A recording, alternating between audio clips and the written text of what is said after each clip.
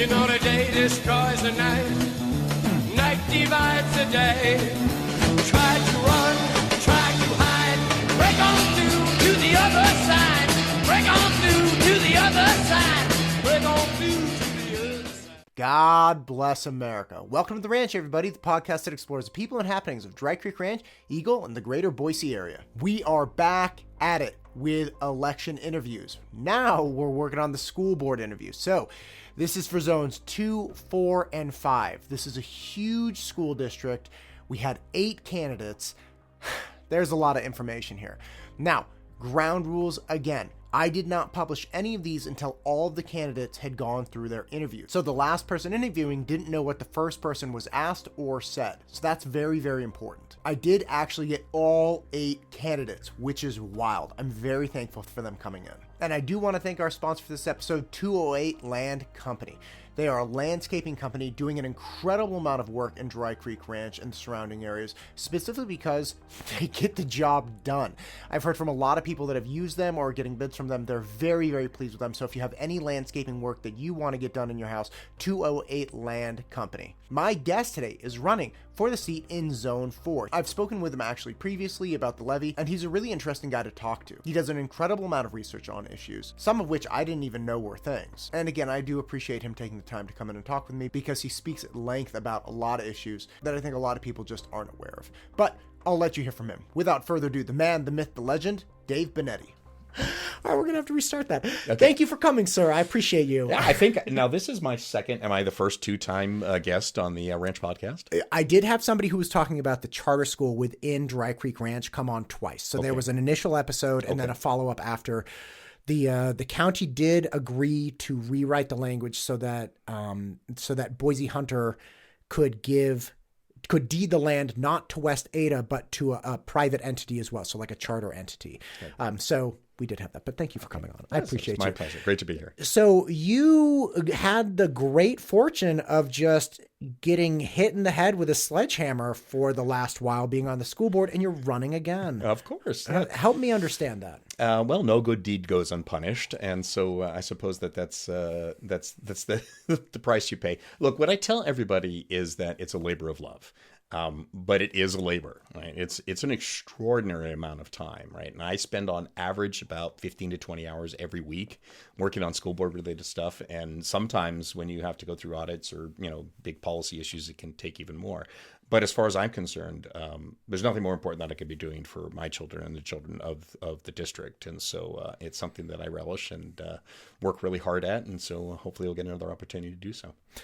So let's talk about this. Okay. Yeah. You're asking for another opportunity from the voters. Yeah. Let's talk about what you have provided the voters so that they recognize. Now, again, this is a very difficult thing because it's like chaos is everywhere, right? It's like the number of fires. And again, I've spoken with you a few times and it's like the number of fires you have to constantly put out. Sure. It's mind boggling. So I guarantee you there are lots of voters out there that think like, oh, well, like what has David been doing? And you're like, you have no idea. So help everyone understand this. I mean, obviously we need to talk about the levy, your thoughts on that. We need to talk about, the population of West Ada growing incredibly, but let's just start with what are things that you've really taken charge of in your first term here? Well, I think but at the higher level, do me a solid and pull this just a little bit closer. Sure. There you go. There, perfect. All right, perfect. So look, I think that the thing that you start off with is actually the important part to me, which is that we're going about our business really, really quietly, right? We're trying to actually keep the drama down to a minimum. And when you look at, for instance, situations like Caldwell, where they have hundreds of parents that show up at a meeting because of one of their policy choices, or Nampa that's being sued by the ACLU for their dress code, or Boise, where you have members of their board getting arrested and, using expletives with the governor. Meantime, West Ada is just quietly going about the business of providing the best possible education for the kids. And so that's really the goal that we're trying to do. And that quiet success is something that's very important to us, right? And we do so, particularly when you look at something like Boise, right? I mean, we spend $6,600 per student, which is 50% less than the Idaho average of $9,300. which is less than the national average of $14,000, and places like California could be $25,000 or more. And we were recently ranked number 7 in terms of overall education COVID recovery, right, by the National Education Board. And so that type of just quiet, getting the job done, right, focusing on education, focusing on removing distractions from the classroom. And it's surprising how hard you have to work to just have things be really, really nice and quiet. Because as far as we're concerned, if things are quiet, well, then our kids are getting the education that they need and they're going to be successful. So that to me is actually a big plus, and it's a thing that we're quite proud of. When you're talking about scandals and parents furious and things like this, that's as far as curriculum and whatnot. I believe that's actually very, very accurate. I've helped a lot in different school districts with all kinds of things, but there are a lot of parents that feel their voices aren't being heard in other school districts with things like curriculum or books and libraries and whatnot. And that's not like a different state problem. That, as you're pointing out, was it the Nampa or the Caldwell? Caldwell. Yeah. So the brouhaha in Caldwell was really, look, why are these books in our schools? Mm-hmm. Why are they being offered to, this wide range of ages? Yep. And I saw portions of those debates. Obviously, I try to stay away from the crisis and the drama because it just gets my, the hot blood going. But sure. West 8 is not experiencing that. Explain to me how our policies are different than Caldwell's in a broader sense with regard to, say, books. Right. And how we've avoided and will continue to avoid having these conflicts. Yeah, well, so actually, when it comes to books, that actually was Nampa. But Caldwell was a situation where they had a policy where if students were experiencing any sort of gender dysphoria. That's it. Oh, I get these. Exactly. There's so much drama right around this area that sometimes, my apologies. Yeah. Okay, so let's start with Caldwell. Then so what happened was there's a lot of districts that adopted the Idaho School Boards Association. And so they set a whole bunch of policies that are sort of like their boilerplate policies, right? And so if a district doesn't want to, develop their own, they can just sort of use that, right? And that's been in place for actually quite a long time, since at least 2017, right?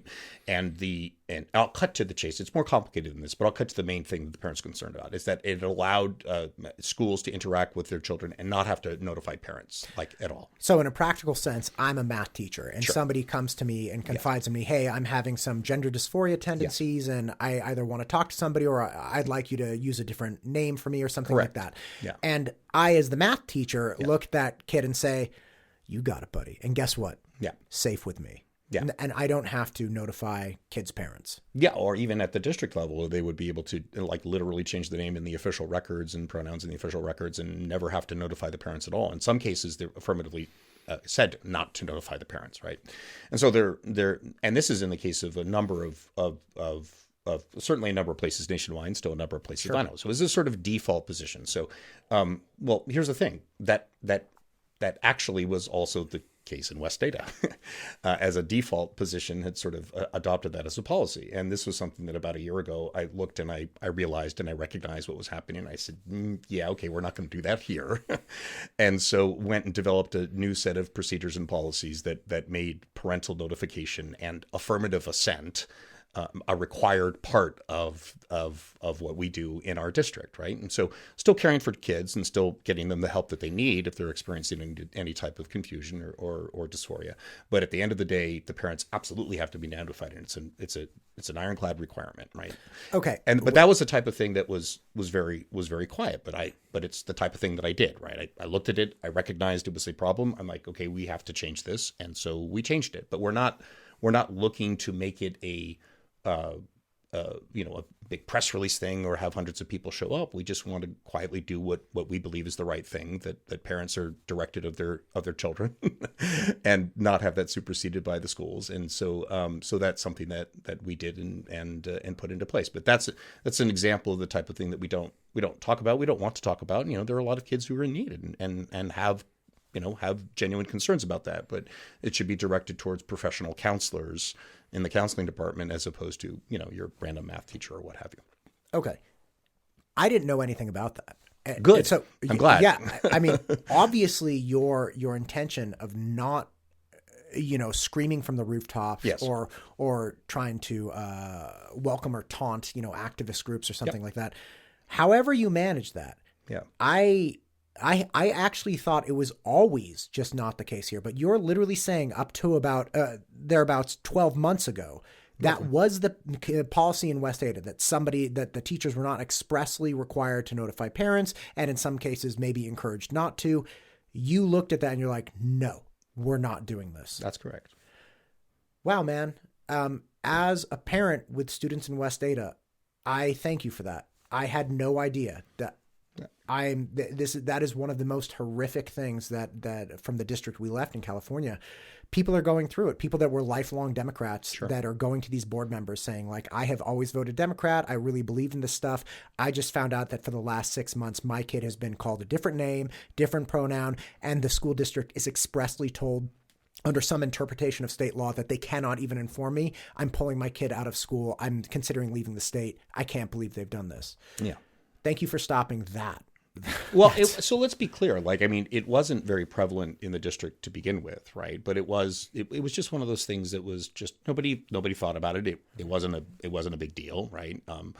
But you know, that's when it comes not a big deal in the practice, like as in it hadn't happened a lot. Yeah. But Yes. from like a potential standpoint, it's a huge for one family for something like that to happen. Not that the kid needs professional help, but that the parents are left out of the discussion. Yeah. That is life altering. Yeah, no, and I would agree with that. I mean, I think that administration handled all these situations in the appropriate manner, but just strictly speaking, as the policy did not require it, and that was the fundamental change that we made, right? You know, you remember that submarine that went down and visited the Titanic, right? I mean, it went down, a dozen times, and nothing happened, and it's okay. Well, it must be okay to go the next time, and then of course disaster struck, and so we were just trying to, and that that's where it comes to, like, being really, really engaged, being really, really involved, asking the right questions, trying to figure out, and being very proactive in terms of the things that we're doing. And so that's a change that we've made to be official. So there are no circumstances in West Ada where that will happen without express parental consent,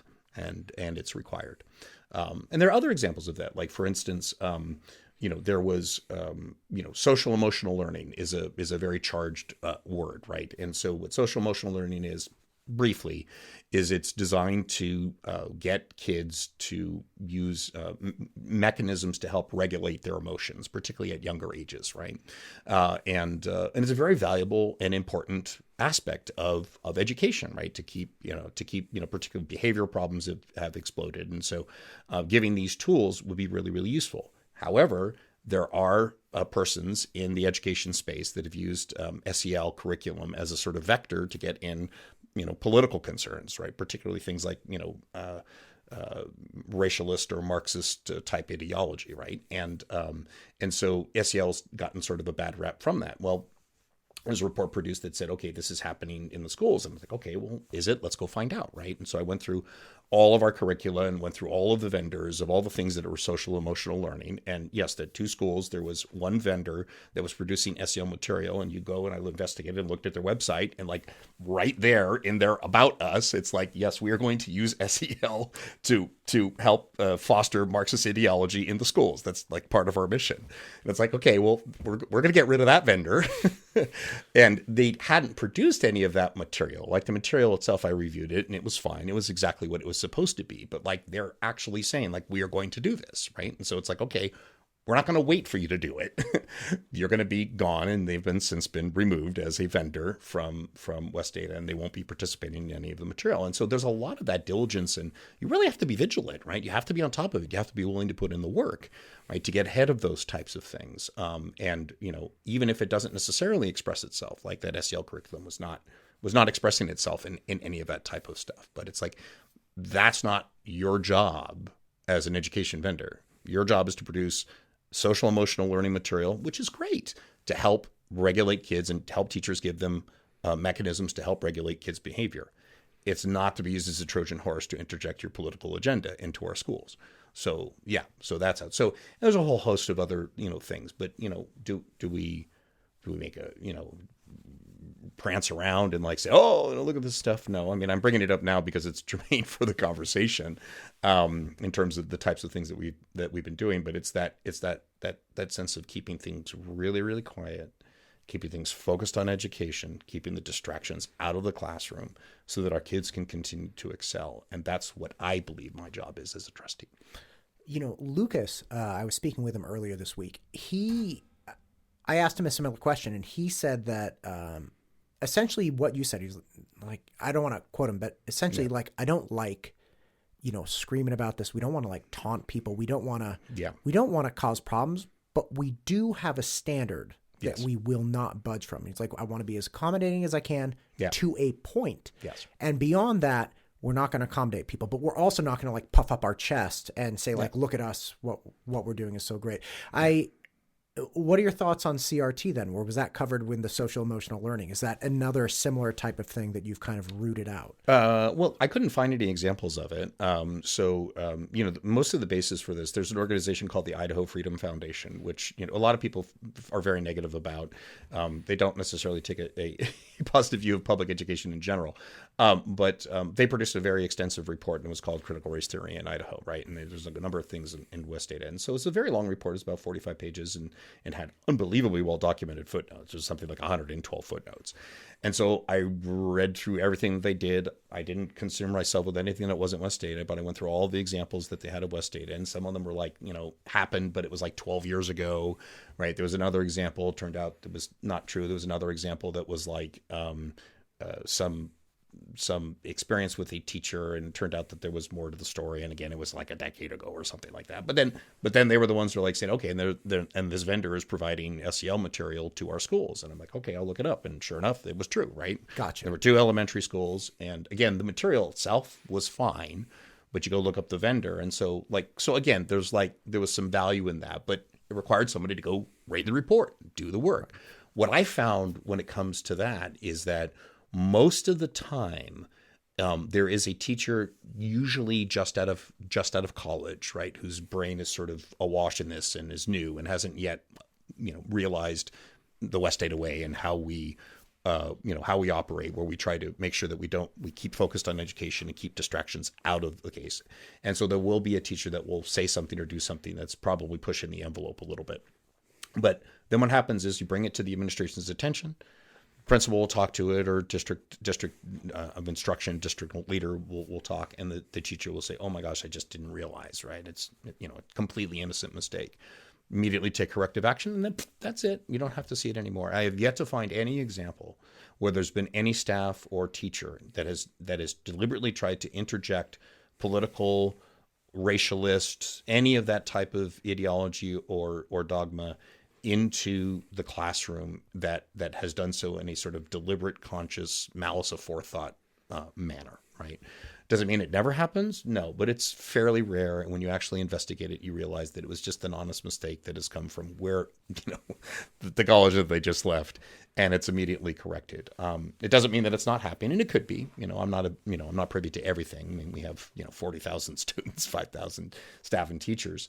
But every example that I've investigated and or at least followed up, either investigated prior to my position on the board, or provided oversight and sort of reviewing and looking at the reports afterwards, I've been satisfied that it's nothing that's endemic to our culture here in the district. That's great to know. Yeah, but somebody's got to do the work, right? I mean, right. So it's one of those. This podcast is brought to you by mtustudios.com. If you are looking to start a podcast or make content for any level of your business, MTU Studios can help. Just reach out to us today and we can start shooting tomorrow. Things where it's like, wow, I had no idea. I know, whenever we've spoken, you've been obviously running hot and doing a lot of things. Yeah. Had no idea about that. Now, the Caldwell issue was a particular issue with self-identity. Yeah. Let's talk about books that people don't want in the classroom, because that's another thing right in this area. Sure. How do we keep the books? First off, are we keeping the books that are, like Genderqueer and Lawn Boy and things of this nature? Are we keeping them out of our libraries? And how do we continue to keep them out if they are? So there's a process for this that's listed out in our policy. We actually just revised it about 8 months ago or so. And I'll be doing most of this from memory. But basically, the first thing that happens is that there's a formal complaint that would be filed, right, to say, okay, is it appropriate to the curriculum? Is it germane for the age, right? Age specific is really, really something that's important. And then there's a committee that's formed with internal resources, right, that are just director of instruction, library personnel, and so forth. And then they make an initial determination and say, okay, we find this appropriate or we find this inappropriate. Sure. And then after that, the person who lodges the complaint can then make a formal appeal of that, in which case it goes to a larger committee that's then roughly half parents and half administration. And then if that still says, no, we feel this book is okay, then it can be adjudicated, appealed still further, and then the board has a chance to consider it, whether or not it's something that they want to sort of, look at all, or say, Sure. Either by absence of action or by direct action, say, no, this book is appropriate for the age and the topic matter. We've had to get to that point. Right, because I think that most people sort of realize that there are things that are age appropriate and things that are clearly not, and so they get handled at these lower levels. And again, very quiet, very discreet, like really trying to focus on that balance between what is the exploration and First Amendment rights of those who are sort of producing this material, but that right is not absolute. There are things that are appropriate for a school context, and mostly what we're looking for is appropriateness and relevance to curriculum. Right. And that's what's looked for at every level. And it's it's kind of interesting because, again, this is one of those things that a lot of people simply donate books, right, to the library, and of course the library says sure, right. So it doesn't even necessarily have to be somebody affirmatively purchasing things. It's just sort of just given away as part of the normal thing. Now, we've since established processes that all those books, even though they are donated, have to also be reviewed for appropriateness and so forth, right? Because that's the world that we live in today, right? Gone are the days where you could just simply, assume that the person that is sending those books is doing so with good intentions. Right. From my perspective, I think that the important thing is that we not grant the imprimatur of the school district to material that would be inappropriate in any other context, right? So, for instance, if you couldn't read the book out in open session at a board meeting, then it's probably not something that should gain the imprimatur of the schools, right? And so that's my concern, right? Because, of course, people are going to go through the standard thing. You're censoring, you're book banning. It's like, very obviously not. I could go buy it right now and read it. So let's please be serious about this, right? The question is that you're not going to have Penthouse in the school library. Why is that? Not because the kids can't get access to Penthouse. Like, we all have got our phones. Like, they can get access to Penthouse. That's not the point. The point is you're giving the imprimatur of this being something that's appropriate in a school district context as part of the adherence to curriculum. And you simply can't do that for some material. So, some of it's on the edge, I'm sure. Again, we haven't had to do it because it's been addressed at the, the appropriate levels and channels. But again, it's something that is very quiet. Like, we're not getting sued by the ACLU. We're not having big blow-ups at the board meeting, right? I mean, that's the way we like it. Yeah, well, gosh, man, even hearing the process that you have for if there is a complaint and if somebody wants a book removed, it's so refreshing to understand. It's like, no, we take it seriously. We're going to look at this, and we have the capacity to actually remove this. And in other states, it's very much a locked-in thing. Once the book gets into the school, it's almost impossible to get the book out because then it becomes a matter of freedom of speech. And somehow they've made this argument that it gets nasty. So wonderful to hear that. Yeah.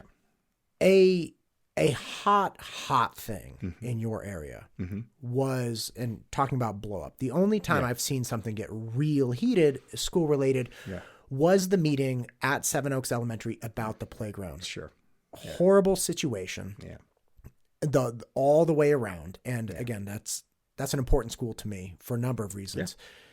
Talk to me through this. Now, again, the story has gone on and people have recounted it, but I'll give the 30-second version to spare you.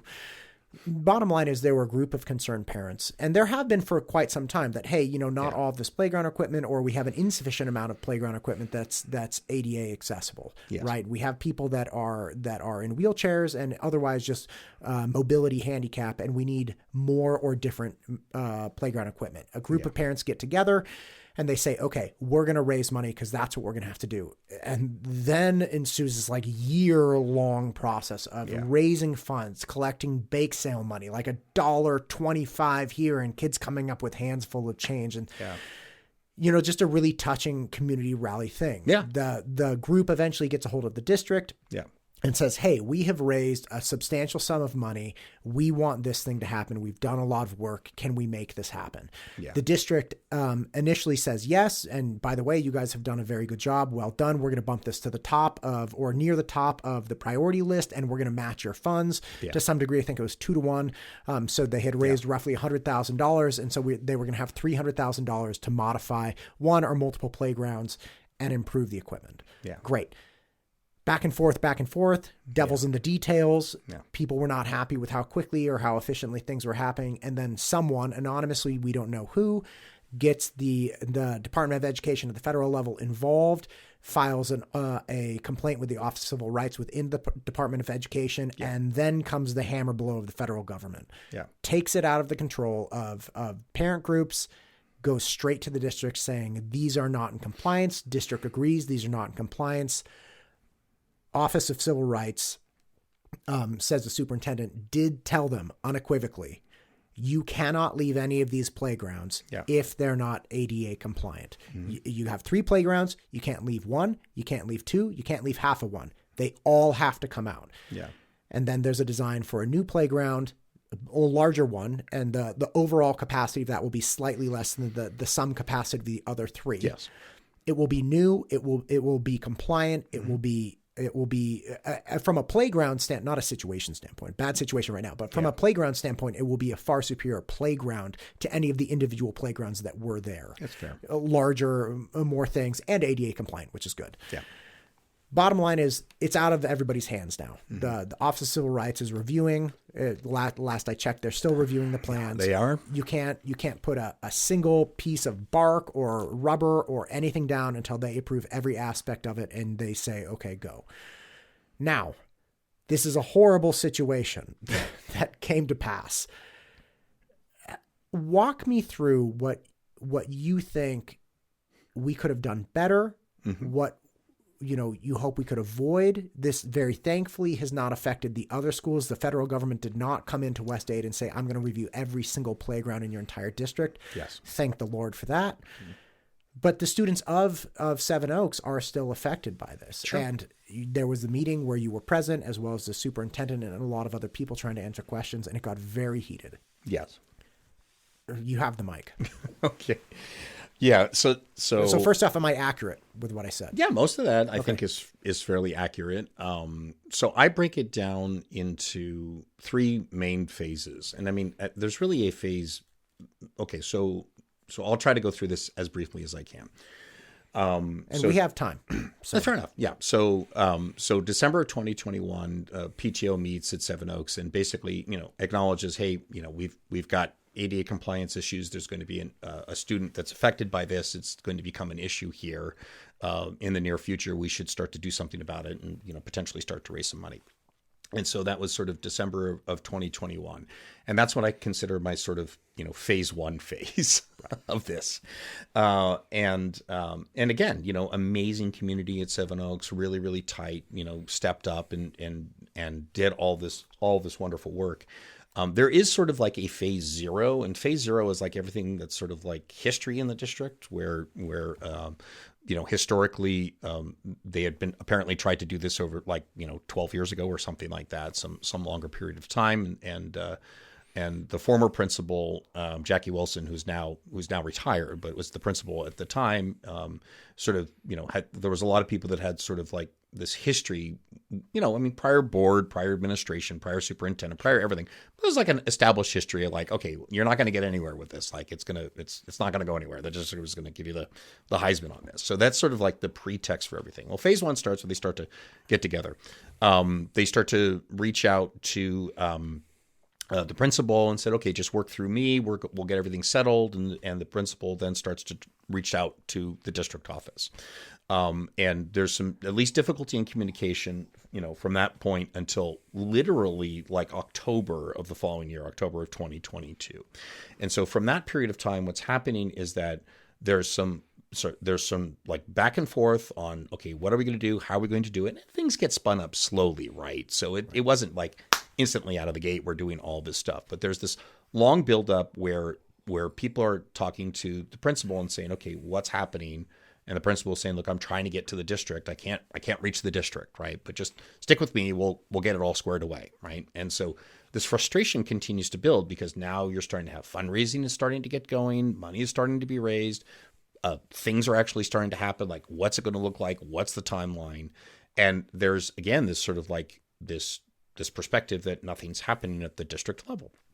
And then this is the first that I find out about it in October of that year. I get an email from one of the parents who's on the committee, and they hadn't reached out to you prior. They were just working with the principal at the time and amongst the parent groups, and nobody said, let's get Mr. Binetti. So the only thing and the interesting thing is that the district, this entire time, the district is like, look, I have no idea they're trying to reach me, right? Maybe they're trying to reach me. I don't know, because nobody has any recollection of it. We went through all of the emails. We went through all of the voicemails. We went through as far back as we could possibly go, specific search that I asked for. Like, has there been any communication? Like, how is this something that we missed, right? Because that was the first email that I got in October was like, woo. I mean, it was very aggressive right out the gate, right? Because I remember looking at it going, my God, what's happening here, right? They're obviously upset. Like, what am I missing, right? Right. And so that's what I call phase 2 starting when we all got this sort of, email, and it's like, okay, now everybody's attention is focused on it. Now, prior to that, in this sort of phase 1 phase, there was a news report that was done in June 28th, where they contacted KTVB and they did a story about how, we're trying to raise money. We're trying to get this playground and make it ADA compliant, and focused heavily on the student that was affected in the wheelchair. Wonderful story, and reached out to the district office for a quote. And the district, said, "Oh yeah, we support this. This all sounds great, right?" They are in fact trying to raise money. Good job. Yeah, I mean, but everyone was still like, what's happening now? I mean, I think that in terms of what could have been done better, like if there's a news story that's happening about that, probably could have been more proactive on like what's actually going on, right? But I was going to ask that. It's like if they reach out for a quote, do you follow up with like, okay, but who else did you talk to? I need to talk to them immediately. Like what? What's happening? But again, like it's the middle of the summer. The normal thing you would do is reach out to the principal. There is no principal at this time because Jackie's retired and a new replacement hasn't been named. So there, you could, I suppose you could have thought to go to the assistant principal and the next layer, right? But it's just, and there was no, I mean, you can look at the news article. There's no like, we're trying to reach the district and the district is, not addressing us. There was none of that. And it was just a sort of standard quote. These parents are doing this, and the district said, "Oh, that's great, right? Sounds good. Like good job, right?" And that's where it ended, right? On that phase one period. And so like, what could have been done better? Yeah, you probably should have realized that if they're taking the time to do a news article, like you probably should be more proactive, right? But as far as the district is concerned, and it, certainly as far as all my research shows, like we don't see anything other than just a couple of emails sort of like, going back and forth on let's talk about this, let's get together, meetings set up, and then no indication of whether or not any of those meetings happen. So anyway, long story short is that phase 2 starts, and then things start immediately kicking into gear, right? So it's like, okay, money, this is where it's going. Okay, we're going to start to work on this and start to get going. And then from that period, from roughly October to basically February of the following year, things are happening. Like plans are put into place. Things are starting to get worked on. Plans are being drawn up. And this is where things are clearly happening, but there's a little bit of a disconnect in terms of they're not happening fast enough, right? So like working with any standard, bureaucracy, there's a lot of things that the district has to worry about that are not going to be necessarily true for people that are just in construction on their own or working on a personal project or building a podcast studio, right? You have to work in certain tolerances. Of course, ADA compliance are quite strict, and it's got to last, right? Because it's going to be there for the rest of the school's useful life, right? So things are definitely moving slowly. There's a lot of requests that are made for certain things that are getting a little bit too detailed, right? We're starting to slow the process down because they're, asking for certain things that are like, okay, like we appreciate your involvement. We appreciate that you've raised money, but you can't dictate what happens on this. We've got to follow our rules. We've got to use our contractors. We've got to make our stipulation, but things are still moving. They're just not moving fast enough, right? From the district's perspective, things are moving great, right? Because we just like got things spun up in October and it's February and we're on the verge of, making all the purchases and get everything finalized, right? So that was essentially the timer: October, November, December, January, and then by February. Before we enter phase 3. Yeah. So you're about 4.5 months in where you guys can really pinpoint this was real clear contact in October too. Yeah. We're actually going to start purchasing things. Like, this is wild. Here we go. Yeah. So, and that's basically where things were. So, but it's important to recognize, like, there's, it's so funny, Matt. When all this was done, I wrote 14 pages of my debrief of what happened. Right. And I haven't sent it or shared it with anybody. It was mostly just my therapy because it was so awful, because what eventually happened was absolutely heartbreaking. But I tried to just compile everything as best as I could. And so the fairest way that I can express it is that between phase 0 and phase 1, the parent groups feel that, look, we're trying to do it all the right way. We're trying to take all the direction that we've been given on how this is supposed to happen. And we're doing everything that we possibly can, and we're still getting nowhere, right? And this feels like it's felt with for the past decade, right? We're getting the runaround, we're getting ghosted, we're getting all this stuff. From the district's perspective, they're just ignorance, just blissful ignorance, right? They have no idea that this is going on. And when you say they, it's the district administration, right? Yeah. It's not that the parents have no idea what they're doing. It's the district is like, no, exactly. Phase 0, 1, and 2, or excuse me, yeah, they're just like, oh, yeah. whatever. But the perspective here from the parents during phase 1 and phase 0 is that we're getting the shaft from an organization that has a history of giving us the shaft, right? From the district's perspective, they don't see or know anything, right? And I think that, again, there are some instances where it's like, well, there was this email, you should have realized what was happening. There's this news report, you should have realized that was happening. And that's all fair enough. But there's not a situation where, like, there's no clear, convincing evidence that, we're calling the district every day, reaching out to these people every day. Nobody's getting back to us. Right. Every week, every day, I'm calling up, I'm trying to get an answer. Everybody's giving me the runaround. There's no evidence of that, right? There's a few things here and there. There's the news report, but there's nothing that we can find, right? Doesn't mean it doesn't exist, but I consider it unlikely given the degree of attention that this was given after phase 2 started in October. But anyway, so phase 2 is going along. There's all the standard back and forth, right?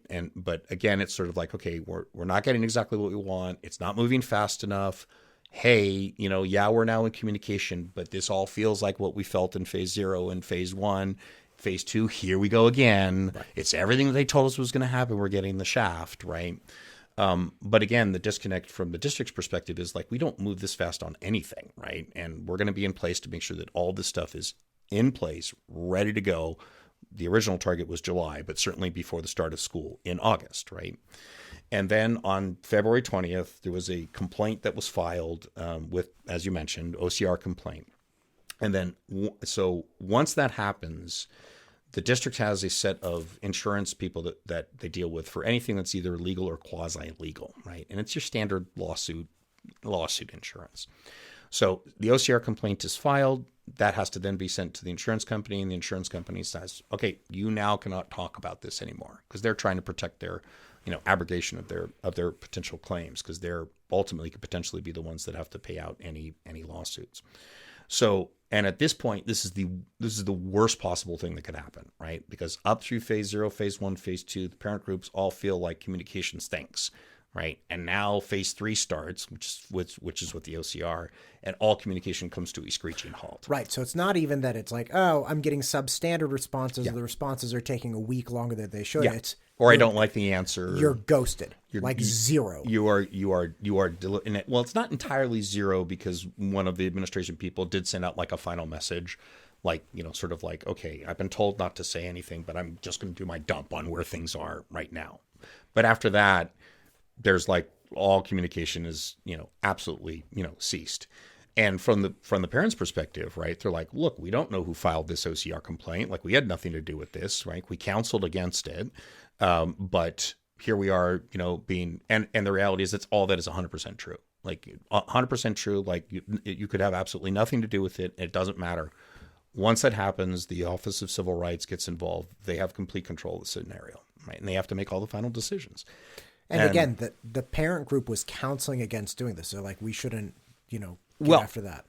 Well, there's a little bit of a disconnect in the sense that they say they don't know who filed it, but then they were counseling against it. So I'm having a little hard time reconciling those two things. But one of them is at least true, right? So, but that and they could both be true. They could both be true, I suppose. That they counseled. They said, look, this is not something that we should do. And by the way, I have no idea who did file it because I told everyone that I talked to not to do it. Yeah. So their position, So the position of the parent group that was raising funds and trying to work towards this was saying, hey, this is not the best option. So bottom line is, we don't know and we'll never know.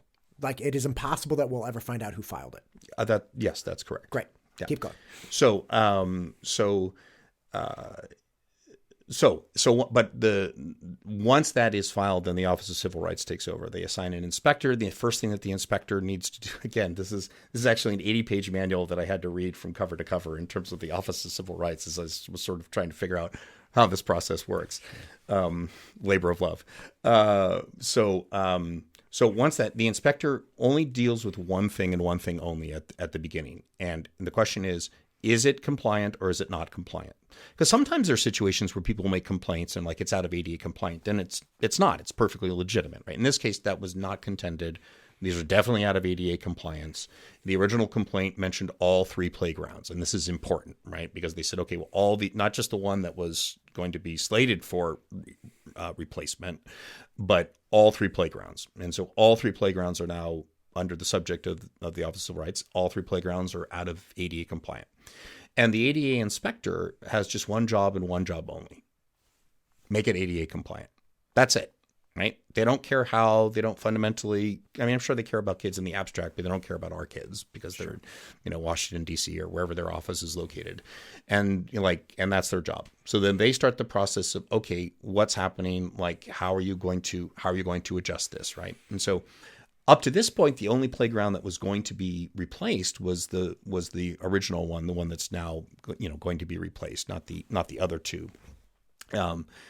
But because all 3 of them were mentioned in the OCR complaint, now all 3 of them have to come into compliance. And so, of course, the budget now explodes because you have to deal with 3 playgrounds as opposed to just 1.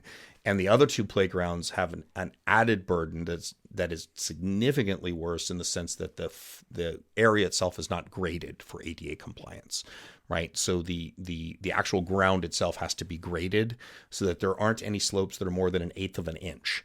Right. And so you can imagine if you're going over 50 feet, trying to make that to within 1/8 of an inch tolerance and slope is exceedingly difficult, right? And so requires a lot of grading work. But that said, the administration was still trying to say, okay, well, we were originally only planning to do 1. Let's see if we can't put all 3 in. And this was in the early parts of May, where the levy, and we'll get to this at some point, I'm sure, but the levy was actually proposed to be up, and which would have provided a significant amount of resources available to be able to potentially do that work. And so the thought process was, okay, all three are involved. We need to now bring all 3 into compliance. If the levy passes, then we'll be able to figure out a way to make that happen, along with some other ADA compliance and some other locations. And so, let's go ahead and do that. So they put together and had a plan that was adjusted that, and we'll try to add this into the mix at this point. And so all those discussions were had. Well, then May 17th comes around. It's the day after the levy. The levy has failed.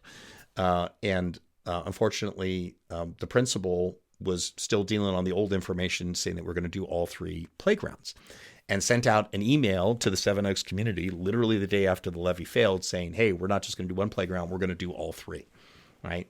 And hadn't yet put 2 and 2 together. And you can't expect her to, right? I mean, she's a principal. She's, cared about, keeping kids safe and getting them educated every day, but didn't yet put 2 and 2 together that, okay, without the levy passing, we don't have the resources to be able to do all 3 playgrounds, right?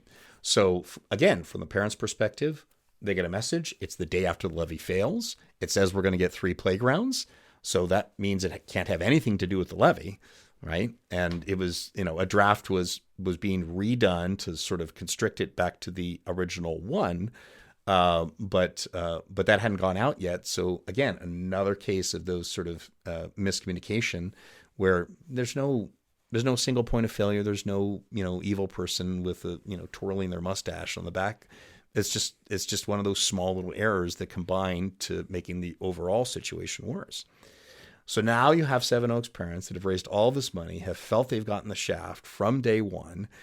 Communication has completely stopped. And once we finally do get a communication in May, is that all 3 playgrounds are going to be worked on. And then the final hammer has to drop later saying, no, there aren't resources to do that.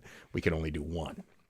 Right. And of course, now you're in a situation where we have to bring all 3 of them in compliance, but there aren't resources to do it.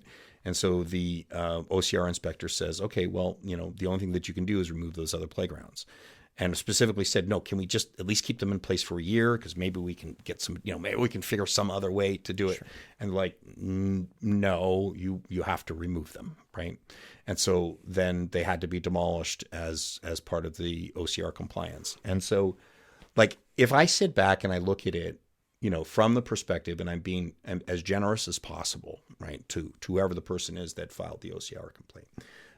It's a process that's stated. It's a federal regulation. We have to have ADA compliance. Nobody's arguing any of these things, right?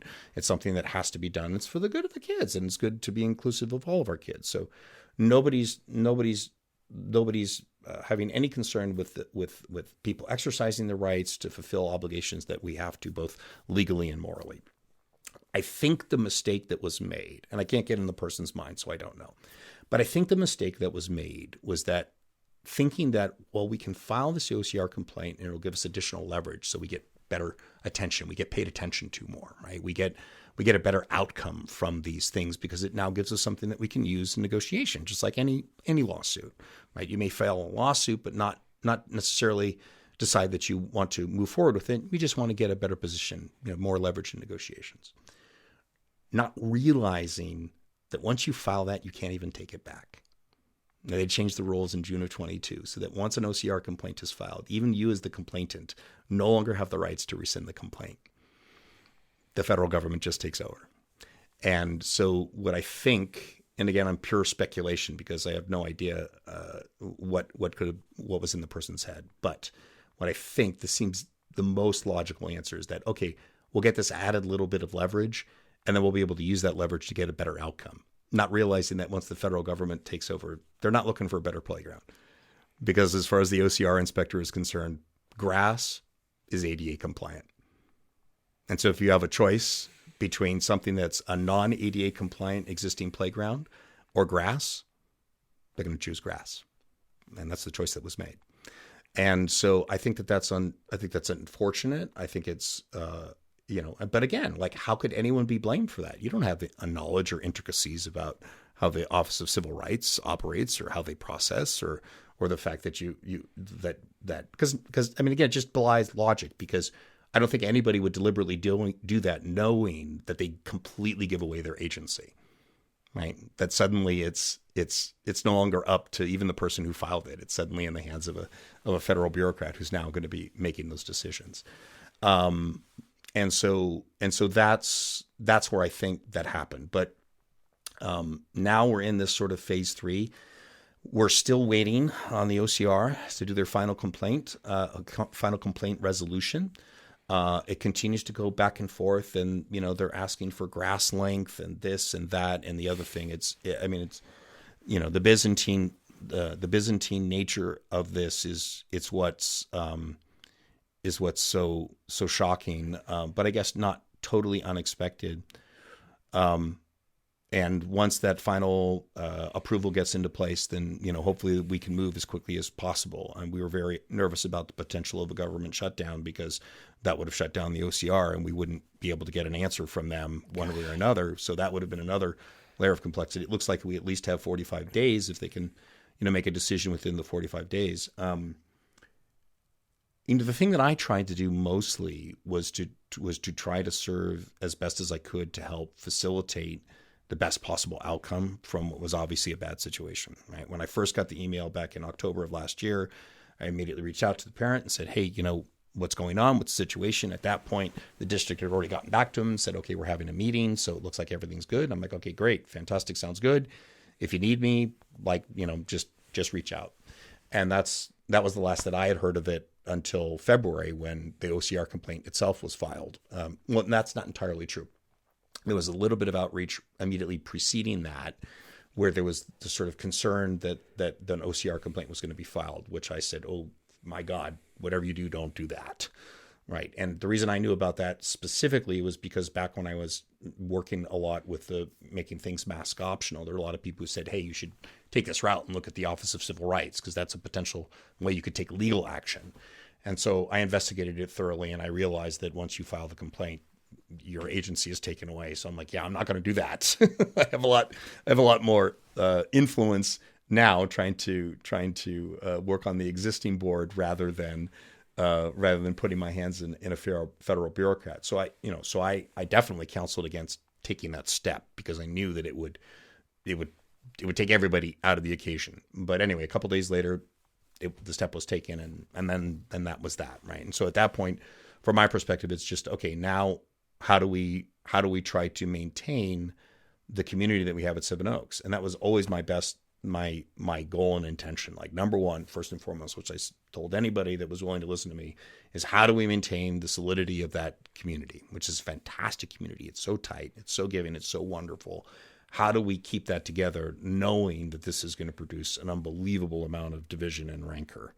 And so, I spent a lot of time with a lot of the people who are involved, trying to serve as a communication way, trying to help explore things, trying to help, provide a degree of edification on what the OCR process was, literally reading the manual, in some cases entire paragraphs, to people saying, like, I understand that you don't believe that this is the case. I'm just going to read from the manual itself. Here's the link. You can look at it for yourself, because there was just a tremendous amount of again, completely understandable frustration that, my God, how can we have done this and gone through all this, and at every step of the way doing what we thought was right and what was best, and have it turn into a situation where our playgrounds are being ripped out 4 days before school, right?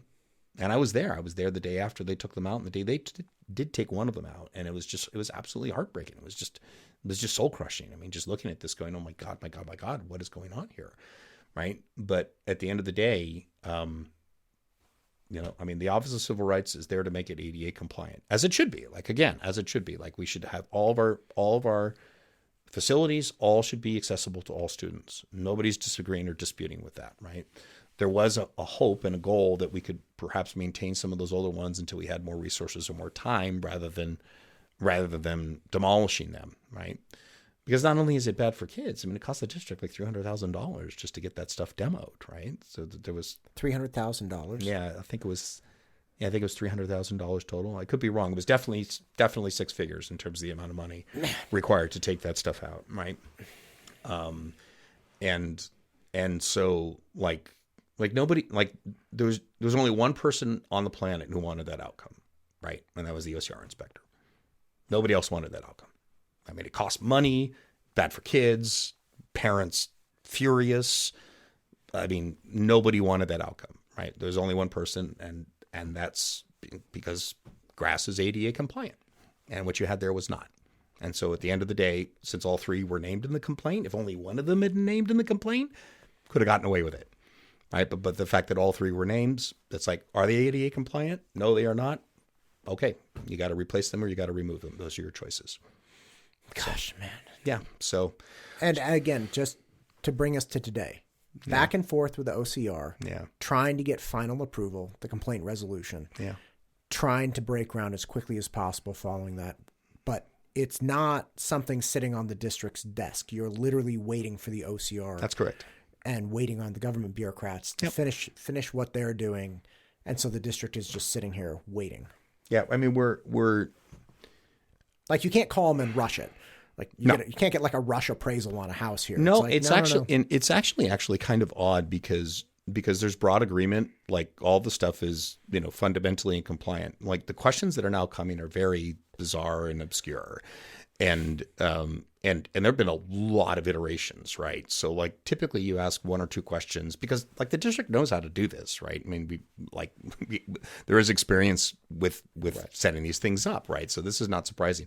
This particular case, I think it's gone back and forth like 6 to 8 times, right? And again, we don't know who's driving that, like we don't know what's happening there, but it's just, and every time it's like new questions. It's like, okay, we'll stop, we'll answer the questions as best as possible.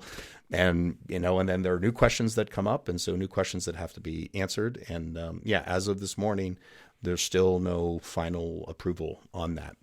And so, I mean, the biggest concern that we were worried about was the government shutdown and how that might impact it. Now it looks at least like that won't be another inordinate delay.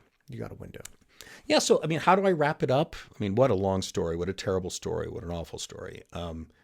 How do I wrap it up? So I think the best way that I could wrap it up is to simply say, all the things that could be done better is revolve around more communication and better communication, right? And this has been a concern of mine for a very long time, right?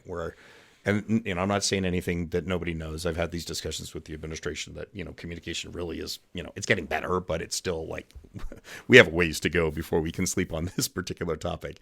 It happens to be the number one focus area in our recently released strategic plan, which may be another thing that we can talk about. And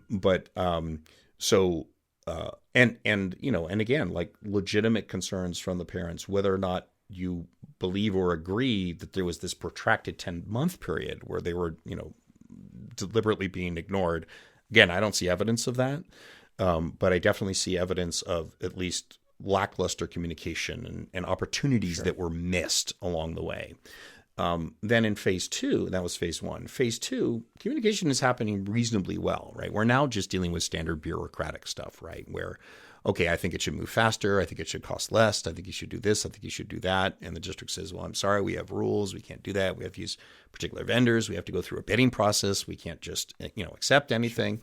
But that's all standard, like back and forth, like people dealing with bureaucracies. Nobody likes it. Can we make it better? Yes, of course. But things are really, really moving, right? And then phase 3, when the OCR complaint was filed, and now things are just in, they just go to DEFCON 1, right? Yeah, immediately. So again, I think that wrapping it up, I think there are way ample opportunities for better communication along the way, right? Like for instance, we have a grievance process so that if you're not getting the answer that you want from the principal, you can talk to the regional director. If you don't get the regional director, then you can talk to the superintendent. If you don't get what you need from the superintendent, you can go directly to the board, right? Anybody could always talk to a board member at any time, right? I've got my phone number on my website. I always encourage anyone to reach out to me. Anyone could do that at any time. We've got Ramona Lee, who's our Section 504 and ADA compliance, like a whole person, like her whole job is just dealing with Section 504 and ADA compliance, right? So that's a resource that could have been, taken advantage of. So there's all of these opportunities that could, the district realizing after the news report that something's happening here and been more proactive, right? So many opportunities for things in that phase 1 to have gotten a jump start where people wouldn't have had all of that sort of bad blood accumulate, and that bad blood continue to accumulate, which led to that decision to file the OCR complaint, which again, it was not, I don't think it was done with any malice aforethought, right? It was just, let's see what we can do to help move this process along and get some additional leverage, just not understanding what the ramifications are. And so like lots and lots of opportunities for improved communication. That isn't the reason that you had hundreds of parents at a meeting at Seven Oaks furious. Like that complaint about communication is true of any group anywhere in the district. Those parents were furious at that Seven Oaks meeting because their playgrounds were being ripped out. That's why that happened. And there's only one reason that took place, and it's got nothing to do with bad communication of the district. And so the thing that I would hope for, and I was trying to very desperately, because I don't think that anybody should be made out to be a villain in this situation. But what I was desperately hoping for is that whoever the person was that made that decision to simply say, look, I did what I thought was right for kids, and I was getting the shaft for the prior 10 months. And I felt that this was something that was important to do to be able to help get more for the kids that we were hoping to get, right? And understanding that that was the intention and the desire and the goal, but that ultimately didn't fully understand what it would mean, right? It didn't fully understand what it would mean that all these other terrible things that would happen, right? And just doing what any parent would do in defense of the kids. And I think the Seven Oaks community is strong. And I think the Seven Oaks community would have accepted that and said, yep, I get it. I probably would have done the same thing if I were in your situation. And what I think is not warranted at this point is that the continued deflection to make that a issue where the administration is deliberately trying to remove playgrounds or is somehow being having the direct consequence of sort of ripping out the playgrounds and doing it as a deliberate act to be retributive, or I don't even know what the motivation would potentially be, right? And I think that's unfair, and sadly I think it's still continuing to this day, which is my concern, that strong community that Seven Oaks is and represents has the risk of being fractured, right, by contentious actions back and forth that personally I worked very hard to try to avoid, but is happening, and ultimately that means that I'm failing in that initial goal of keeping that community strong, and that weighs very, very heavily on me. But yeah, it's so heartbreaking from start to finish. Everything about it is just awful. Yeah, and again, I came to it late because somebody texted me and said, "Hey, they ripped out the playgrounds." I'm like, I was on 55. I literally flipped around. Like, that's not possible. I know. And I go and then I obviously called you and said, "Hey, what's going on here?" Again, you're very accessible. You picked up your phone. You're like, I know. Listen, there's more to this story. Yeah.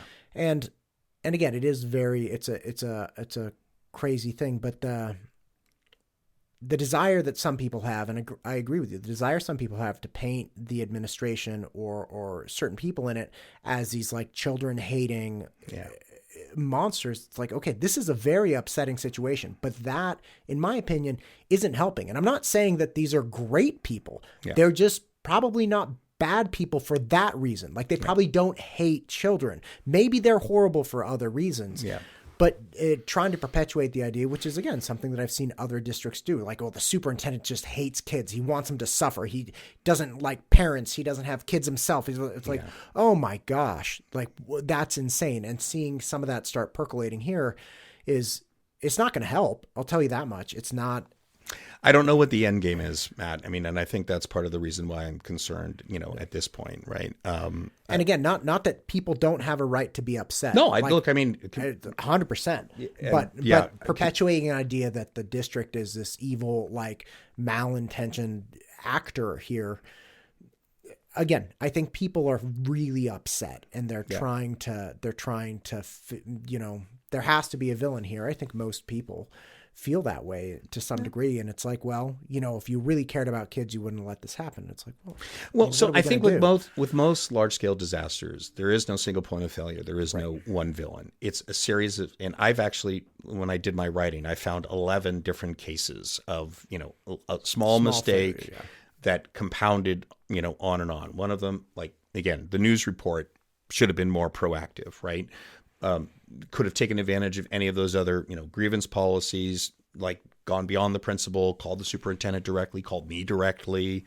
These are all the types of things, like not filing the OCR complaint. There's a whole range of things where had any one of them, the levy passed, like if any one of them had changed, we wouldn't have had the outcome that we had, right? So there's no one one act, because again, I think that even the filing of that complaint, when you look at it from the perspective of trying to get additional negotiation leverage, it actually makes sense. Just didn't fully appreciate exactly what that meant. Right. But it's so heartbreaking because, I know that the plans were in place and the POs were about ready to be filed, that you would have had the 2 old playgrounds that were not ADA compliant, but you would have had a new playground that would have been in place by August, had not everything been stopped in February. And it's just an incontrovertible fact. Right. And so that's why, that's when people are not going to have hundreds of people at a community meeting infuriating that, hey, your communication is, 7 days versus 3 days, right? It's that you had to rip out playgrounds. How could you, right? We don't trust you, screaming at the superintendent, right? Who, frankly, I think did as good a job as he could under those circumstances, right? And kudos to him, stood up there and took those slings and arrows, right? And I think that also in the course of that presentation sort of articulated what happened reasonably well. But at that point, people were just out for blood. And it's that like having a school district out for blood for their own administration is it's not in their hands. Right. So it's not gonna, you're not gonna steer that iceberg. Yeah. Okay, so that's the playground. Yeah, that was a long one. Yeah, that's a big one. I'm sure you'll timestamp it so that people can skip over that aren't from Seven Oaks. I'm sure. Right, but again, broader district issues. The levy. Now, you and I actually did a podcast on the levy, talked about this. The number one thing that people have talked about within, not Seven Oaks, but within West Ada is growth. We have growth. We have schools that are at capacity or over capacity. The majority of them are at least to some degree over capacity. And we need money to fund additional, for instance, elementary schools. We need additional facilities, modular facilities if necessary, but we need to deal with this growth. Couple questions here. Before we talk about the exact levy, where are we with overcrowding? Because the argument obviously goes, we have overcrowding issues. Yes. It's getting worse. We need more money to take pressure off overcrowding. And in a myriad of ways, that money would be used to expand existing school sites and build new ones. Yeah. Where is the overcrowding right now? Like, is it a problem? Like, kids are getting worse instruction right now, this second, and some poor kids getting a B+ instead of an A- because they had 35 kids in the class instead of 27? Yeah. Or is it, hey, we have overcrowding and this is coming down the pipe, and in 3 years, poor little Johnny will get a B- instead of an A-, or excuse me, B+ because of this? Like, where is it actually right now?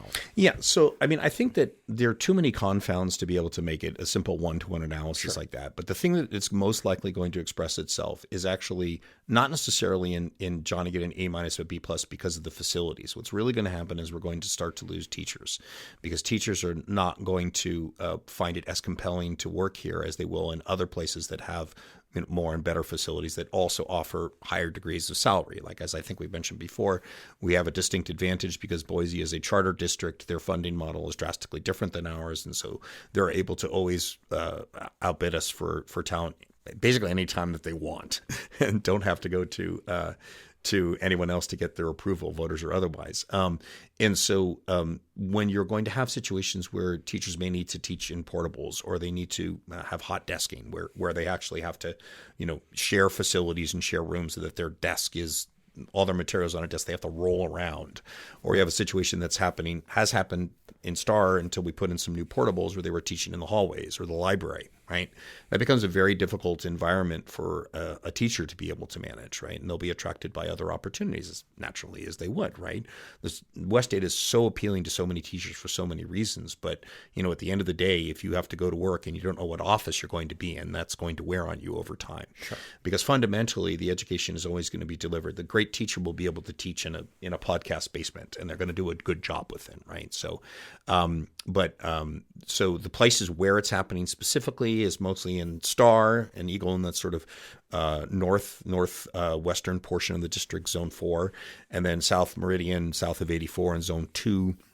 Those are the places that are experiencing the most growth, where we've had to put in portables. And there's 4 portables that had to be put in at Star this year, and that's even with revamping our sort of attendance zones, where we have kids that are living on the border of Highway 16, and they have to go to Eagle Hills Elementary, right, which is about a 20-minute drive straight away, and it's close to a 45-minute bus drive when you add the stops. It's an extraordinary distance to try to balance it out. And of course, the growth is still coming and still forecasted to be absolutely tremendous and huge. So are we starting to see it in the actual educational output? No, not right now. No, in fact, our numbers, we're just getting the new ISATs right now, and they've gone up even further, right? So we're doing extraordinarily well, both in relation to other districts in Idaho as well as nationally. So no, we're not starting to see it now, but it is just a matter of time if we don't address these growth issues, right? Well, not starting to see it in the standpoint of not seeing it, not being able to address it, because you are taking steps. It sounds like, for instance, in Star and whatnot, it's like, well, we're not seeing it there because we did these things. Yes, that's true. And, and again, there was a bond that was passed that helped fund Hawaii High School. I mean, you can imagine where we would be if we didn't have Hawaii High School that was in place, with the foresight of that board, that, and the voters that put that into place, right? But Hawaii itself is already at like 87% capacity, and Eagle is at 97% capacity, and Rocky is like at 117%, and Mountain View is at 112%. And there are things that you can do at the secondary school level, right? Because you don't have like one classroom for kids in elementary as they are all day. So you can move resources around, and you can adjust schedules and maybe offer certain classes or not offer other classes. And so you do have some more flexibility. So though we are technically above capacity, you can still function, at 97, 103, 106. You start to get to 117, you have to do things like not allow transfers anymore. And so and it starts to get, an issue as the class size continue to increase, behavioral issues will increase and so forth. But, knock on wood, so far it hasn't expressed itself in negative ways that we've seen. Less flexibility on the elementary side, right? So when that classroom gets too full, there's nothing else that you can do aside from try to repurpose teachers' lounges, libraries. And so what happens? Okay, you don't have a library. You don't have a teacher's lounge, right? Or you have to teach class in a hallway, right? So that the sort of class has to reform and disband, as between passing periods, or at research or lunch or things like that. And so, the mechanism that you need to fund that all has to be local, right? There is no magic solution where somebody is going to swoop in and be able to produce this stuff for you, which frankly you want, because you want to be able to control your assets. You want to be able to make decisions on it, right? Again, you have an instance where you bring the federal government in. The federal government is going to dictate how you run things, and you don't necessarily want that. So operationally, most of the money is provided by the state for your pens, your pencils, your teacher salaries, your electric bills, your custodians, right? All the things that sort of make the school district work, and that's majority funded by income taxes, and it's adjudicated by the state and sent down in a funding formula. But when it comes to raw facilities and your actual plants, your schools that you have to create, there's only one place where that can come from, and that's from the local voters, who ultimately will have to determine the sources for the funding of those. And so we're behind when it comes to that. And so there's no magic stash. There's no magic place where that's going to be funded by somebody else. No, that will either has to be the local community, or we'll have to just adjust as best we can. Okay. So one of the greatest criticisms I heard of the levy was really people just looked at it like, okay, $500 million. Sure. They're like, and it's such a staggering number. You're kind of like, it's $500 million. Yeah. And some of the people that I heard talk about it, they're like, I actually, if they had asked for like $200 million or something, I probably would have gone along with that. Yeah. So was there discussion about perhaps proposing a smaller levy, or like 40 or 50% of the actual thing? And what, if there were, what was the deciding factor? Is like, no, we got to go for 500. Like we have to ask, because I mean, I don't think people are fully against funding. I think they just like, this is too much. Like, why don't we, what's so wrong with portables with an air conditioner or like a mini split, or like, why can't we do more with $100 million instead of the 500? Yeah. So, and I mean, this is in direct relation to the feedback that we've gotten in the past, which is that you guys keep coming back to us every year with another proposal, another levy, another supplemental, another this, another that. We just want you to just stop doing that, because we always feel that you're always coming to us with your handout. So it's like, okay, we're going to give you a plan that we feel is the most cost effective, is strategic. It's over a 10-year period. We'll be able to do the planning. We won't constantly be looking at the campaigning and whether or not things are going to be successful or not. We'll be able to put together a long-term strategic plan, because the thing is, the people weren't necessarily, it's not even necessarily the amount, because if you actually go back and look through the amounts of money that have been funded historically, and you put a net present value analysis on it, it actually comes out to be the same amount of money. That's not it. It's the time. It's the fact that it was over 10 years. The length of time with people not being able to come back and being able to say, okay, I like the direction you're headed. I don't like the direction you're headed. Nobody was arguing that we don't have the need, and everybody was like, "Yeah, I think that the financial approach is actually great. I like that you're not going to do extra interest. I like that you're going to have great flexibility. I like that you're going to be able to do it on a strategic plan. You know, we clearly see the need, right? It's the fact that we don't feel comfortable giving you a 10-year runway where we can't come back, and it's not even necessarily you." Like, you could be gone in 2 years. You could lose your next election. You could have a complete change of the board. So you're fundamentally making a promise that you can't keep. That, to me, was a compelling counter argument, right? And I think ultimately was the one that won the day. Because when you really start to break it down, if it's that amount of money over 10 years, half of that's going to new construction, half of that's going to maintenance, right? And you have 58 schools in the district. So you say, okay, that's $50 million a year. Half of that's going to go to new construction. That's $25 million a year over 58 schools. That's less than $500,000 in maintenance per school per year. I mean, that's like a parking lot, right? Repaving a parking lot or redoing some Armstrong walls, or, you know, you can get through half of that just in a paint job, right? Just putting an exterior coat of paint, not to mention leaks and all the other types of things that you have to do. And so when you start to break it down that way, again, people are not suggesting that amount of money isn't necessary. It's the fact that, look, we just don't trust you to give you 10 years worth of runway without us being able to put a check upon you. And I got to be honest, that's a compelling counter argument. So it's kind of a catch-22, because the populace is saying, I don't want you coming to me every year asking for $50 million. You're like, all right, look, how about this? How about I ask you for $500 million, but I won't come back for like 10 years? And that's right. Well, hang on a sec. That's too much. Yeah. So bottom line is, you feel that people were leery of giving so much leeway, because who knows what the board will be in another 2 election cycles. And it could be people that it makes sense now. What about in 2028? Right. And who knows how the money will be getting spent. And if there's no check and balance, it's like, no, we have this $500 million now. We're not giving it back. And we also wrote in that we don't have to ask you permission as we go here. Yeah, that's correct. Well, I mean, we did have the parental facilities committee, so there would still be parental oversight. And we had like 28 members too. But again, that's a minor nit. Like, the fundamental question is like, look, I as a voter want to be able to have a say on this, right? I want to be able to come back in 2 years and say, you're doing a good job. I'll give you another opportunity at it, or no, I'm done with you guys. You're all screwed up, and we don't want to give you that check. And so it really isn't about the amount of money, because when you start to break it down, and I put it in those contexts, right, that you're less than $500,000 in maintenance per school per year, it's probably not enough, to be honest.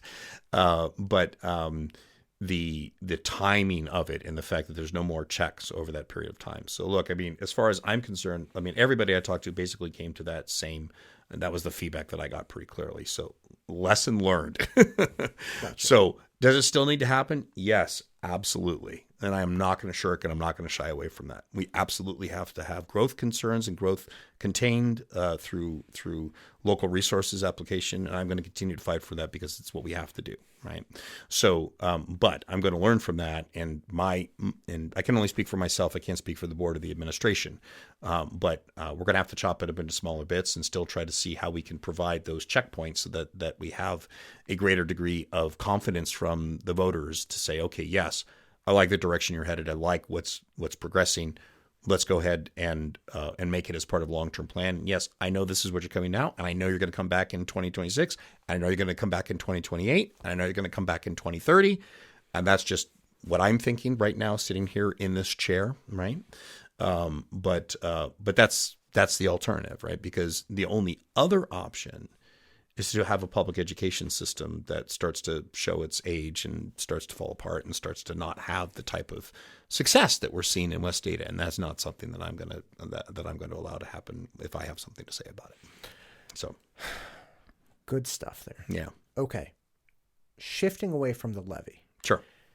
Let's go to the older kids. Okay. Yeah. So looking at the high schools and to some degree middle schools, but especially with the high schools, we're surrounded by states that have a much more liberal stance with narcotics. That's just the way it goes. Washington, Oregon, California, obviously, I believe Montana now. Wyoming is the lone survivor who's like, yeah, no, you can't do that here. Anyway, so we're surrounded by a lot of other stuff that the population of Idaho doesn't really care for, specifically, marijuana, alcohol, very aggressive alcohol, and then of course fentanyl, which is the killer that sneaks its way into pretty much everything. Yeah. There's more education coming out, opportunities for parents and families and students, obviously, to become educated on these things. But one tragedy is too many, in my opinion.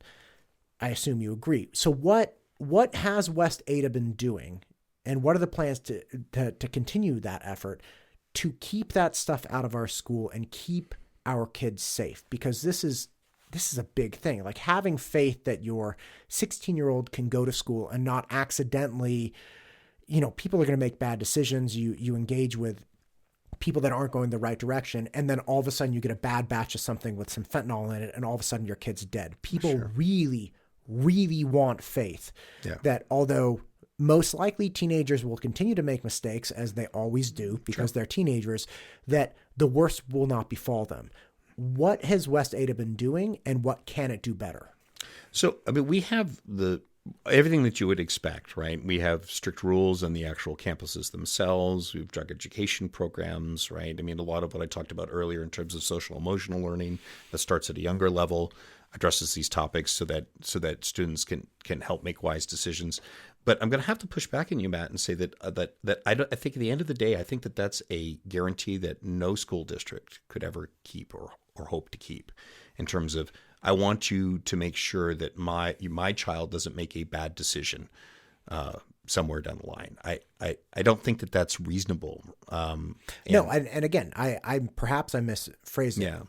Teenagers will make bad decisions. Sure. Yeah. But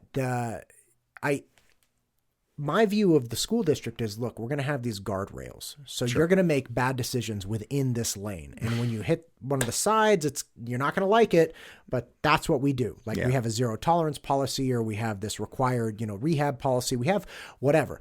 I can't stop my kids from making bad decisions, and I live with them. It's like, it drives me insane, and they're younger and stuff. But I'm sympathetic to that. It's not, and I don't think it's the school district's job to raise children, right? Like, it's not your job to teach children fundamental morality on a daily basis, right? Like, we have a wide variety of families, and we have a wide variety of parental participation and engagement. We have a wide variety of engagements outside of school that all will affect the number and severity of bad decisions that students make. And they will make bad decisions, guaranteed. Yeah. What I'm wondering is there something that West Ada is doing in an attempt to make sure, okay, if somebody is going to make a bad decision, how do we minimize that bad decision, the availability of those bad decisions on campus? Let's talk about alcohol. How are we minimizing the transport and sharing of alcohol with on-school campuses? How are we minimizing or eliminating the transport or usury of, say, marijuana or things of that nature on campus? What are the things that are going into place as a proactive measure to try to prevent that stuff? Well, so, I mean, the short, I don't know operationally, and I'll just be candid. I don't know operationally all the things that happen on each of the individual campuses. Each of the individual I think that'd be hard to campuses, answer. right? But I mean, I think it goes without saying that there's zero tolerance on any of that stuff being on campus.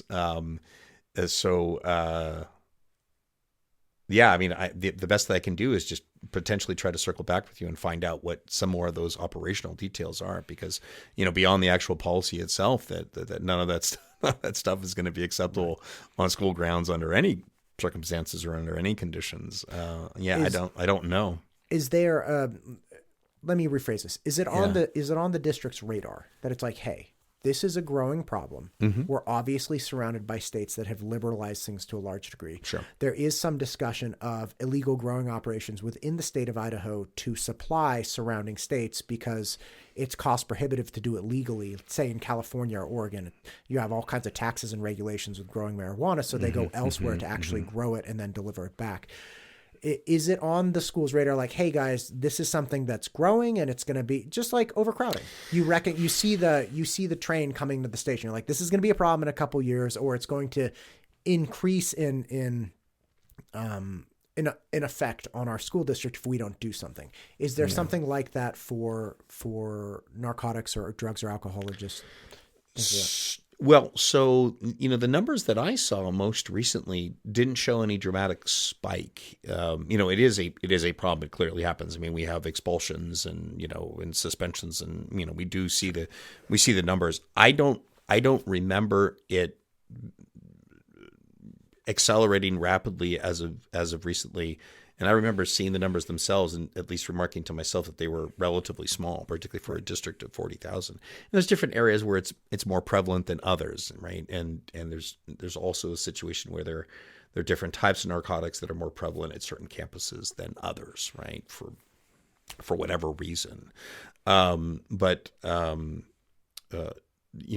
terms of what more could be done, I'd have to get back to you on that, because I don't have any operational details that I can think of off the top of my head that wouldn't already be encompassed in what we're doing with our resources officers on campus, zero tolerance policy, and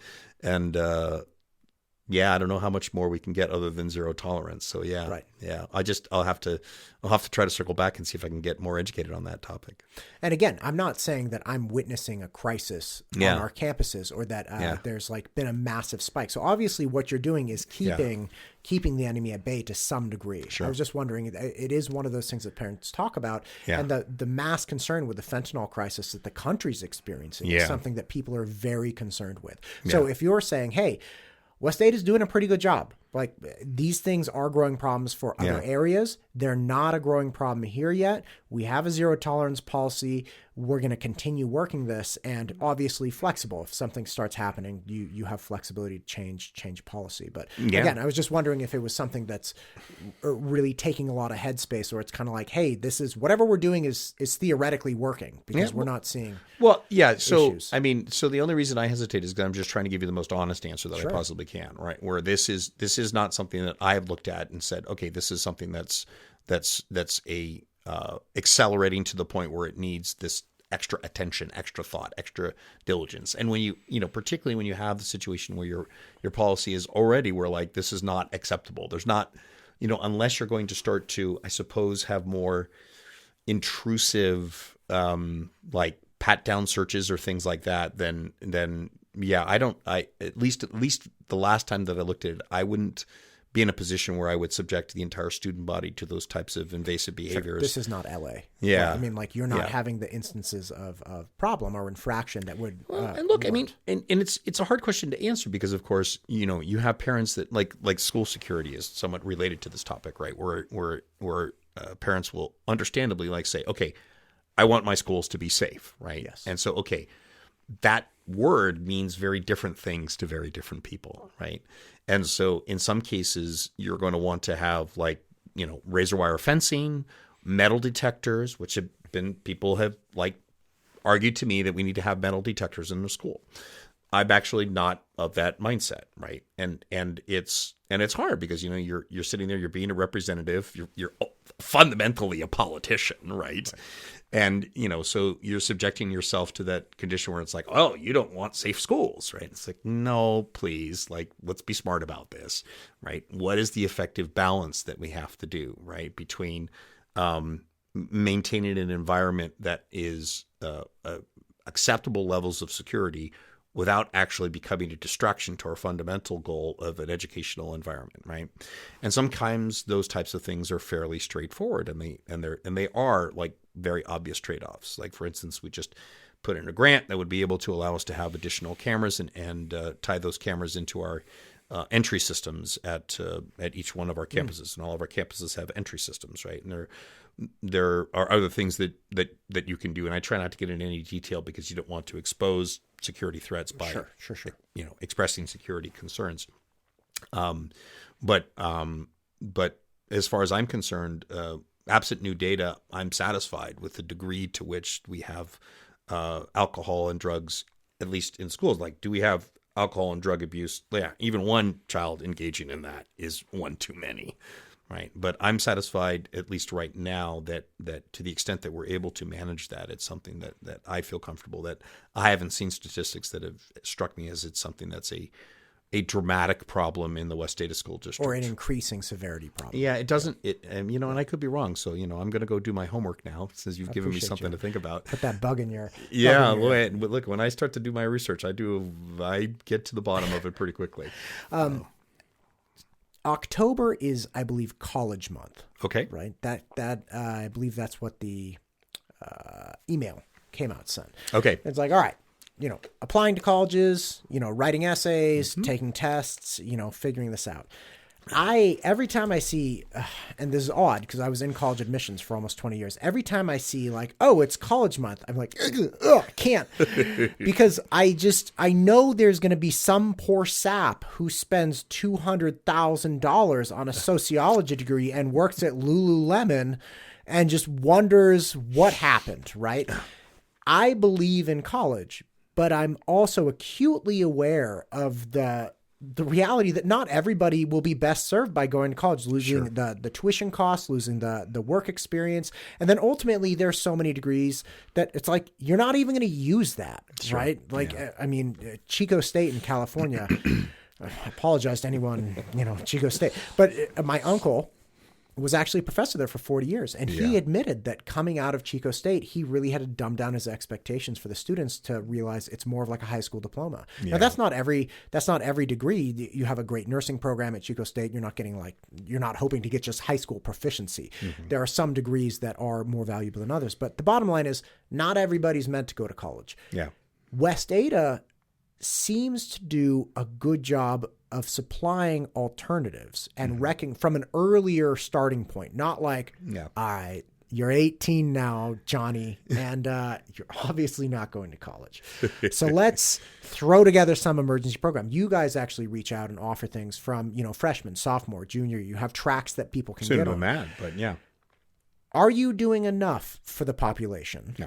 Of students that may not be best served by going to college? And are you doing enough for the students that do want to go to college? So this has been a very important subject that I've been very concerned with for some time, because I think, as you've correctly pointed out, the marginal benefit of that educational degree, particularly when the costs are involved, I think it's inarguable that it's decreasing overall, right? And especially when you average it over all of the varying degrees. Yeah, and there's lots of individual micro decisions that people could make within it, but overall, I think that the aggregate value seems to be decreasing, right overall, and and in some cases could be negative. Like, you could go out, spend the money in college, and wind up actually sociology. Yeah, Andrew, you said it, not me. Got it. So I'm sorry if anybody said sociology. I can't. I get the hot blood. Keep going. And so I think I mentioned earlier that we just recently renovated our 5-year strategic plan, which is the first time that we've done this in West Data, certainly in recent memory, right? And this was a process that was started actually with the prior board. And they put together the desire. They went out and got a contractor from California, and did some good work and research, but fundamentally produced a document that was not in line with Idaho values, right? And so again, that was the situation where I sort of saw it, and it's like ready to go, and we just need to approve it, and I was kind of like, yeah, no, this isn't what we want for the strategic direction of the district, and started a different conversation that was, it was a little hard because a lot of people put a lot of work into it, and they sort of, wanted to get it done and pushed over the finish line. But But my argument was that, look, we have a new board, we have a new direction. Not necessarily happy with making this sort of part of our strategic direction. Seems out of line with West Data and Idaho in particular. And so, I think we need to do some rework on it. And look, the administration and the rest of the board trustees credit, we all got together, we formed a new committee, and Chairwoman Lori Frazier and I were able to sit on it and worked over the course of the past year to help reformulate a strategic direction that was more that we all had a greater degree of confidence in. And the highlight of it, which the mission statement of the district has not changed in 70 years. Preparing today's students for tomorrow's challenges, right? And that's a good mission statement. We all agree. We all like it. We all support it. I think the interesting part is that tomorrow's challenges are changing, right? And so I don't know about you, but when I was in high school, like college was it. Like that was the only choice. There wasn't even a discussion whether or not you were going. You were either going to do that or you're going to do military. Like that's what you were going to do, right? And I think that decision is no longer obvious because I think the world is changing in really interesting ways, and it's becoming very difficult for us to anticipate what tomorrow's challenges are. And today's students are clearly very different than perhaps our experience. And so to more closely align with that vision, we came up with a different strategic vision, and that can be encapsulated in the college and career ready. And we have an acronym for ready, but college and career ready. And it's that and that's really important, right? Because we believe that in this rapidly changing world where it's becoming less predictable, it's becoming arguably less stable, and certainly when many of us see that value of that higher education is decreasing marginally at the very least, that there's other opportunities where students would be able to pursue careers more directly, whether it be technical or what. And the need that we're seeing here in Idaho is tremendous. Like you have high school graduates that could come out with an electrician's apprentice and can very shortly be earning $62,000 a year, which is life-changing, right? Particularly around here, right? Coming right out that at age 18 and be able to save for a house and start a family. And that's at age 18. I had a friend, my friend, when I graduated from Berkeley, I remember this friend went out and she was making $1,000 a week. Now this is 2004, right? But like making over $50,000 as an 18-year-old, where and you've been trained and you're good to go. I mean, that's tremendous. It's life-changing, right? And of course, no debt, right? And you're immediately able to get that. So, but also we believe that in both cases, like even those who are more looking at those careers can still benefit from those more academic concerns and be exposed to things that are different that they weren't necessarily expecting, in the same way that those who would potentially be anticipating more of a college prep would be able to learn more of the practical skills and things from the different career and technical and trades that could benefit them as they're moving forward in their life. So we do believe that cross-pollination will be able to make a more well-rounded student, a better overall student, and help them even if they ultimately decide, nope, college, I don't want to stick with college. Nope, career, I want to stick with career. To be able to expose them to that in that rapidly changing world will give them a higher degree of options and a better breadth of experience that will ultimately fundamentally serve them as they go through the world. Because historically, we've tended to track that fairly early, like your college or career, right? And that can be tracked sometimes as early as in late elementary school, if not middle school, right? People taking the ASVAB and so forth like that. So, and I don't think that's a good way to do it either, right? So I think that we can benefit from learning from this wider variety. And so that strategy of college and career ready is now the centerpiece of our new strategic plan and direction. And so I'm really excited about that. I think that it's really, really important and will start to dovetail into a lot of the things that we offer here at West Data, right? For instance, our career and technical education, right? Where we have HVAC and we have electricians and we have plumbing, and they're not like, you can't come out without having to do some journeyman and apprenticeship afterwards, but you can come out with certifications in childcare, right? Cosmetology, auto repair, right? And these are all wonderful, viable career opportunities that our students may benefit from directly, or even if they're taking a college approach, to be able to understand how their vehicles work as they're getting their college degree, are all tremendous benefits. So we're very excited about that. We established our 3 partners in that process, which again, I think was really fundamentally what we were trying to accomplish here in West Data. And what it really comes across is parents first, Right? Education starts in the home. That's where the majority of education happens. And so we wanted to say, when we're talking about our partners, we wanted to lead with that. And education starts in the home. And then it builds in the schools with our teachers and our staff and our support staff and classified and certified, right? Where we take the learning that starts in the home and we build upon it and we expand upon it when we're in our classrooms and on our locker rooms and in our play fields, right? And in our IFA dance class and in our CTE center, right? So that's where education continues to build. And then finally, education never stops. It just continues out into the greater community. And so bringing those community leaders in earlier in the process so that we can talk to some of these larger groups and construction groups that are saying, hey, look, we really need electricians. We really need more electricians. So, we're happy to come in and provide some additional instruction to help do some support and volunteer activity in our CTE center, or people in other pursuits, that are saying, no, we really need some additional cosmetologists. And so we'll help show you what some of these new recent trends are and help some of the students understand how those, could benefit from it, as well as, of course, colleges that, as part of college, they're coming in and saying, here's how you fill out your applications. Here's how you can expect from the college experience. And so that broader community where education starts in the home, builds in the schools, and continues in the community. And those are the three partnerships that we're looking to always work together and never oppositionally in one another to help support and prepare our kids for tomorrow's challenges. And then that leads to our 4 focus areas. Number one and most important is communication and collaboration, right? It's an ongoing challenge. We're going to have to continue to work on. I'm still focusing my attention so that we can avoid situations like, Seven Oaks, which was ultimately a failure in communication more than anything else. Safe and well-equipped schools, right? So the schools have what they need. We have the safety feature that's in there. They have the materials so that we can do the education classes. Innovative teaching and learning, right? So that we're always taking advantage of the innovative teaching and learning that we have, thinking ahead to what, not just relying on what we think is, what we've always done, but making sure that we're taking the latest techniques, and then personalized student success, which we've done a tremendous amount of effort in. So you have the iReady diagnostics that are able to produce individual student reports on a student by student basis, indicating all the very specific areas that we do through K through 12. All the specific areas where that individual student needs that individual attention. And these are the specific things that student can do to improve in their skills and experience in the schools. And so, I think with those partners and those focus areas consolidated around that strategic vision of college and career ready, we can help best prepare today's students to fill tomorrow's challenges. And so I'm very excited about that. Good Lord. Good Lord. Labor of love.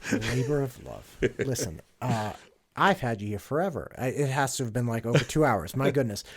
Thank you for coming. Is there anything else you would like to express? We've talked about a ton of stuff. Yeah. No, you've been fantastic. And I really appreciate the opportunity to explain and to just show what I just spend all this time on. And it's really magnificent. It is a labor of love, and I can't appreciate enough the opportunity to talk to the people out there and let them know the good things that are happening in West Ada. Well, again, thank you for taking the time. Thank you for everything you've done. I'm a parent in West Ada. I appreciate you.